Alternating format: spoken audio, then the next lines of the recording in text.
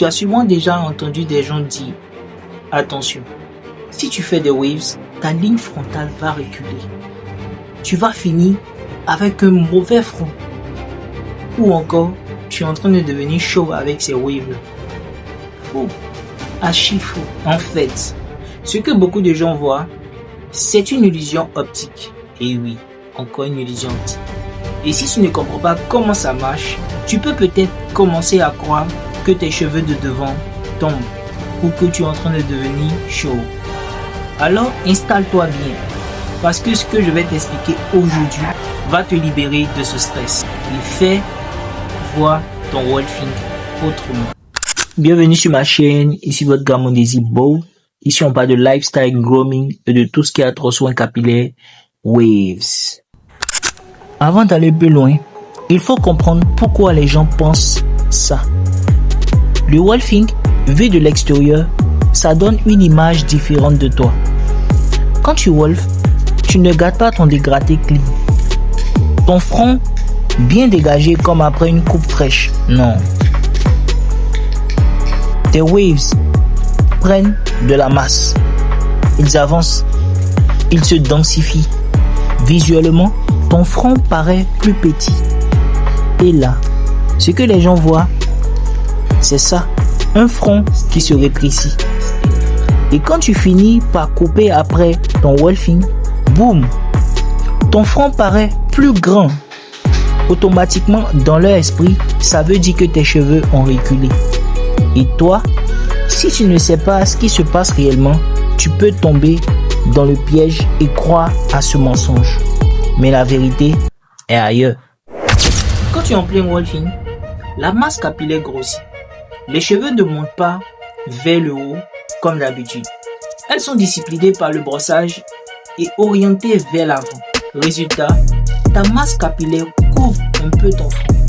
Ce qui fait que ton front paraît plus petit. Maintenant, une fois que tu finis ton wolfing, que tu coupes et que tu remets la longueur normale, la masse capillaire diminue et ton front redevient visible comme avant. Là, certaines personnes vont dire, regarde, ton front est redevenu plus grand. Tes cheveux de devant ont reculé.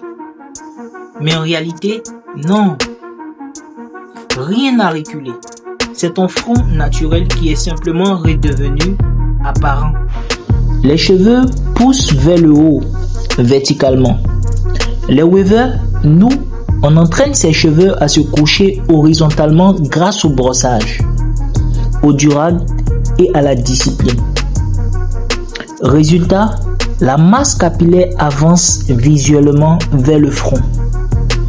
Quand tu es en wolfing, il y a plus de longueur, donc plus de masse. Donc, l'illusion est plus forte. Ce n'est pas la vraie implantation qui bouge, c'est le volume et l'orientation des cheveux. Certains vont plus loin en pensant que les cheveux de devant se décollent du front ou qu'ils sont en train de tomber. Mais non, ça aussi non, c'est faux. Tes cheveux ne bougent pas de leur implantation. C'est juste la direction que tu donnes avec ton brossage qui crée cette impression. Regarde ici, mèche courte, elle se couche un peu. La ligne frontale paraît nette. Et quand on est en wolfing, c'est-à-dire de 8 à 12 semaines, la mèche est encore plus dense. Elle se couche en avant, dépasse légèrement la vraie ligne. Conclusion, l'ombre et le volume donnent l'impression que la ligne a avancé ou que les tempes se vident quand la lumière frappe. Imagine une pelouse.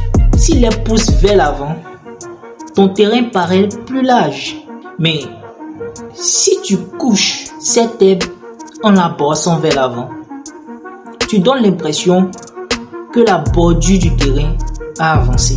Pourtant, la réalité, la limite du terrain n'a jamais changé. Eh bien, ta ligne frontale, c'est exactement pareil.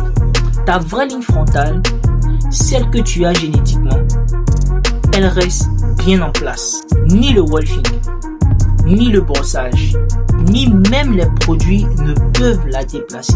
Ce que les gens voient, c'est juste un jeu de perception entre la masse de cheveux et ton front. Pendant le wolfing, on a masse plus épaisse, front plus petit. Après la coupe, masse plus courte, front normal qui réapparaît. C'est tout. Aucune perte de cheveux, aucune récession, juste une illusion. Moi, ça m'était arrivé pendant un wolfing de 10 semaines. Un pote me dit, ouais, ton front est devenu minuscule. On dirait que les cheveux avancent. Je coupe la semaine après et là, il sort, ah, ton front a grandi. Alors qu'en réalité, mon front était exactement le même depuis le début. Ce qui avait changé, c'était juste la masse de cheveux. Et je suis sûr que vous aussi, vous avez déjà entendu ou encore remarqué ce genre de choses. Et c'est là qu'il faut être intelligent. Si tu crois à ces mythes, tu vas avoir peur du wolfing, en d'autres termes, des waves. Et pendant le wolfing, tu vas vouloir couper trop tôt et tu ne profiteras jamais des vrais bénéfices du wolfing. Pourtant, c'est grâce à lui que tes waves deviennent plus profondes, plus connectées, plus solides.